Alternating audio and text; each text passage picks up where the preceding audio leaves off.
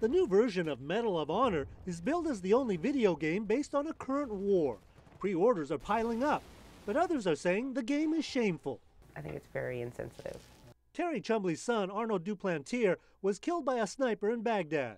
She objects to a game that allows players to compete as Taliban terrorists who hunt down and shoot American soldiers. To me, disheartening that we have made a game out of it. She sympathizes with moms of recently killed soldiers in Afghanistan. We're right in the middle of all of this right now and losing soldiers every day. I know the difference between reality and fantasy. Michael Douglas is part of the generation that grew up playing video games.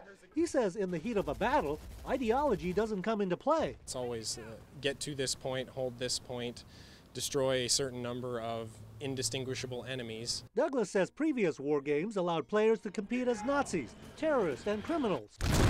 Playing as the bad guy is not new at all. A spokesman for game maker Electronic Arts said, "I think this is all nonsense generated by people who haven't played a video game in the last 20 years. But those who have lost loved ones in foreign wars insist that the latest version of Medal of Honor disrespects them and their fallen heroes in the worst way. Terry remembers the trauma of losing her son and worries about other family members who witness American soldiers being gunned down by Taliban fighters, fantasy or not. Then you're thinking, okay, am I going to be the next person that's going to get the knock on the door? It's terrible.